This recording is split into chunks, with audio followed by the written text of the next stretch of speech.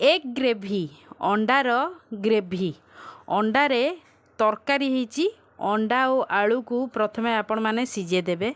Size सारला परे अंडा आउ आलूर चोपा को भलसे छड़े देबे। छड़े सारला परे कड़ाई रे टिके तेल गरम करिबा।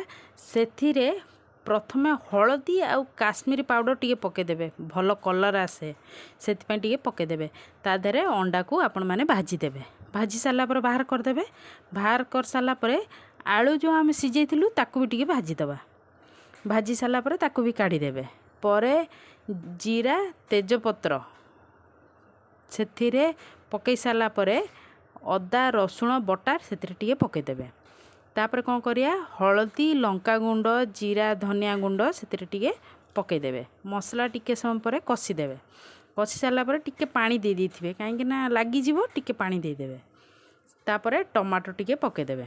गोटे टमाटो पकई सारला परे सेथिरे टिके लूण दे देबे। तो मसला रे भी टिके ग्रेवीटा भल लागिवो, लूण टिके अंशटा रहिला परे।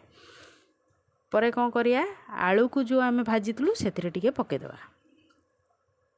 पके दे सारला परे टिके समय पर देखिबे आलूटा भी कषि जीवो। तो सेथिरे टिके पानी मिसे देबा। ग्रेवी करिबा तो टिके पानी मिसे देबा। पानी मिसे सारला पर टिके फुटी जीवो। फुटी सारला परे आमे जो अंडा गुडा भाजिथिलु ताको सेथिरे पके दियंतु।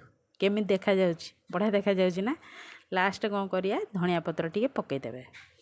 आपण माने एटा को गरम गरम सर्व करंतु भात सहित।